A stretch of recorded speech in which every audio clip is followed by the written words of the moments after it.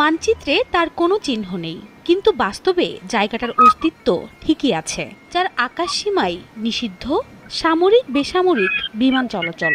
রহস্যময় এই এলাকা রয়েছে যুক্তরাষ্ট্রের নেভাদা অঙ্গরাজ্যে, যার নাম এরিয়া 51। বিশ্বের সামরিক শক্তিতে শীর্ষে রয়েছে যুক্তরাষ্ট্র। সামরিক খাতে দেশটি বছরে যা খরচ করে বাকি সব পরাশক্তি মিলেও ততটা বরাদ্দ রাখতে পারে না। প্রতিনিয়তই দেশটি তৈরি করে চলেছে নতুন নতুন যুদ্ধ বিমান, অস্ত্র বা পারমাণবিক বোমা। চলছে নতুন সামরিক প্রযুক্তি নিয়ে গবেষণা। এই সবকিছুই চলে লোকচক্ষুর আড়ালে। তবে দেশটির সবচেয়ে গোপন ও রহস্যময় সাইট এরিয়া 51, দীর্ঘদিন যার অস্তিত্ব স্বীকারই করেনি যুক্তরাষ্ট্র সরকার। দেশটির সড়কের নকশায় কোথাও দেখা মেলেনি এরিয়া 51-এর। যুক্তরাষ্ট্রের সামরিক বাহিনীর অস্বাভাবিক রকমের এই গোপনীয়তা বিশ্বজুড়ে সন্দেহ ও কৌতূহলের জন্ম দিয়েছে। কি রয়েছে এই এরিয়া 51-এ? কেনই বা তৈরি করা হয়েছিল এটি? আর এটিকে ঘিরে মার্কিন সরকারের এত লুকোচুরি বা কেন? লাস ভেগাস থেকে 135 কিলোমিটার উত্তরে গ্রুম লেক, এখানে অবস্থিত সুরক্ষিত এরিয়া 51। প্রায় 30 লাখ একর জায়গায় গড়ে উঠেছে গোপন এই স্থাপনা। এটি মূলত যুক্তরাষ্ট্রের বিমান বাহিনীর ঘাঁটি হিসাবে ব্যবহৃত হয়। এর ভেতরের কাজও হয় খুব সতর্কতার সাথে। এরিয়া 51 তৈরির গল্পটা একটু অন্যরকম। দ্বিতীয় বিশ্বযুদ্ধে মিত্রবাহিনীর জয় হলেও 92 পরাশক্তি যুক্তরাষ্ট্র ও সোভিয়েত ইউনিয়নের মধ্যে ভূ রাজনৈতিক অস্থিরতা তৈরি হয়। শুরু হয় স্নায়ুযুদ্ধ। সোভিয়েত ইউনিয়নের সামরিক সক্ষমতা কতটা তা জানতে উদ্গ্রীব হয়ে ওঠে যুক্তরাষ্ট্র। কিন্তু তখনও স্যাটেলাইট আসেনি। ওয়াশিংটন শরণাপন্ন হয় লকহিড কোম্পানির।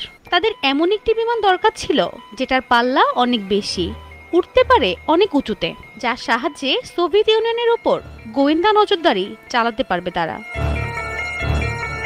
উড়োজাহাজ নকশাকারী কেলি জনসনের উদ্যোগে তৈরি করা হয় তেমনই জুৎসই এক বিমান, নাম U-2।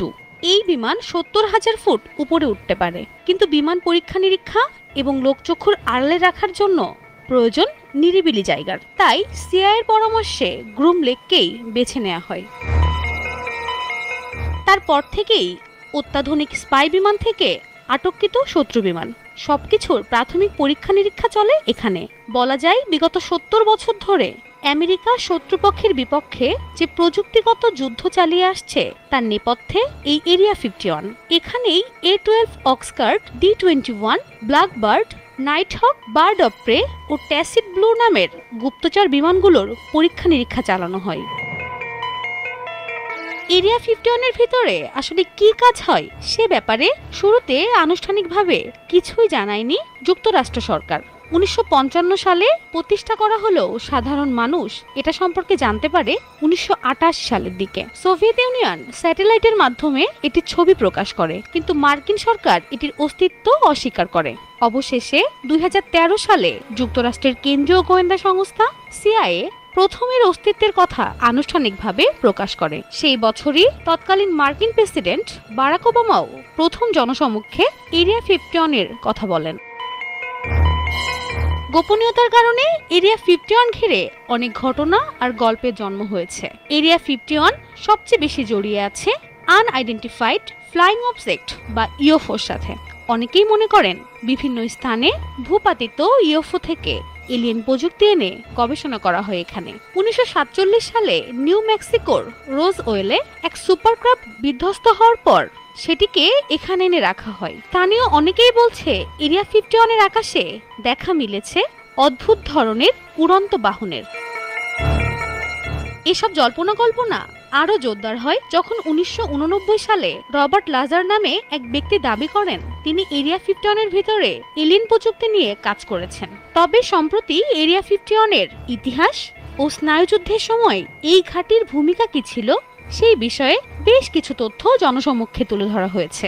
একই সাথে যুক্তরাষ্ট্র সরকার দাবিও করেছে এর ভেতরে কোনো এলিয়েন বা এলিয়েনের সুপারক্রাফট নেই।